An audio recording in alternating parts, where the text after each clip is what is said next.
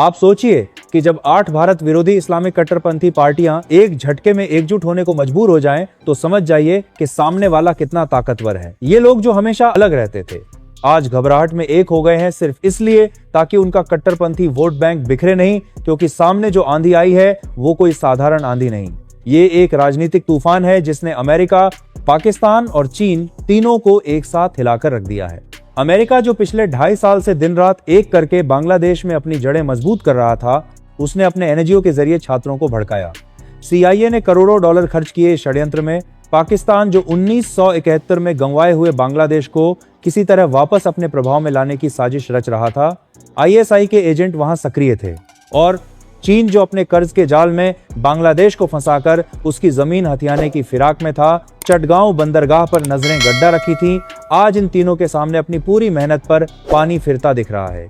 इनकी घबराहट का अंदाजा इसी बात से लगाइए कि ये तीनों मिलकर बांग्लादेश की इस्लामिक पार्टियों को धमका रहे हैं कि किसी तरह एकजुट हो जाओ, वरना जो आंधी आ रही है वो ऐसा सफाया कर देगी कि अगले कई दशकों तक बांग्लादेश की तरफ मुंह करने की हिम्मत नहीं होगी।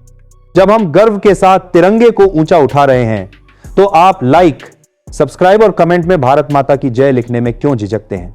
मनोरंजन, मजाक, रीलों और व्लॉग्स पर लाइक्स की बरसात कर देते हैं, लेकिन जब बात भारत की शान की आती है तो उत्साह क्यों ठंडा हो जाता है? चलिए आज एक संकल्प लेते हैं। सबसे पहले इस वीडियो को लाइक कीजिए, चैनल को सब्सक्राइब कीजिए और कमेंट में पूरी ताकत से भारत माता की जय लिखकर दिखाइए कि देशभक्ति सिर्फ भावना नहीं, एक गर्व है, एक शक्ति है, एक पहचान है। अभी लाइक करो, अभी सब्सक्राइब करो और नारे बुलंद रखो। अब चलिए वापस आते हैं उस बदलाव पर जिसे समझना। लेकिन सवाल यह है कि आखिर ये इक्का है कौन? तो आइए पूरी खबर को विस्तार से समझते हैं इस वीडियो में। दोस्तों, दरअसल इस इक्का का नाम है तारिक रहमान। बांग्लादेश की सबसे पुरानी विपक्षी पार्टी BNP की मुखिया हैं खालिदा जिया। 1991 से 1996 तक उन्होंने देश चलाया, फिर 2001 से 2006 तक दोबारा सत्ता संभाली। शेख हसीना के 2009 में सत्ता में आने के बाद से खालिदा जिया हमेशा विपक्ष में रहीं। 2018 में उन्हें भ्रष्टाचार के झूठे मामलों में जेल भेजा गया। अब वो अस्पताल में हैं, उनकी सेहत बहुत खराब है। जब शेख हसीना को देश से भगाया गया तो खालिदा जिया की पार्टी नंबर 1 बन गई। मगर यहाँ एक बड़ी समस्या थी।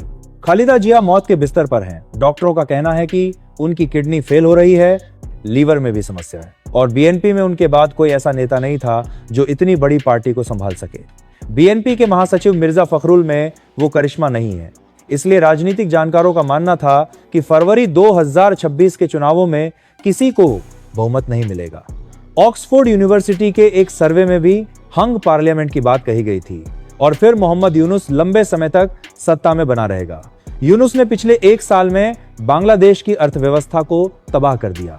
मुद्रास्फीति 11% से ऊपर पहुंच गई, बेरोजगारी बढ़ी, गारमेंट इंडस्ट्री संकट में आ गई, हिंदू अल्पसंख्यकों पर अत्याचार बढ़ गए, इस्कॉन के पुजारी चिन्मय कृष्ण दास को गिरफ्तार किया गया, हिंदू मंदिरों को तोड़ा गया, हजारों हिंदू परिवार भारत में शरण लेने आए। लेकिन दोस्तों, 2-3 दिन पहले एक ऐसी खबर आई जिसने पूरी राजनीति बदल दी। खालिदा जिया के बेटे तारिक रहमान ने, जो पिछले 15 साल से लंदन में रह रहे थे, अचानक ऐलान कर दिया कि वो बांग्लादेश लौट रहे हैं। तारिक 1967 में पैदा हुए थे। उनकी शिक्षा दीक्षा लंदन में हुई।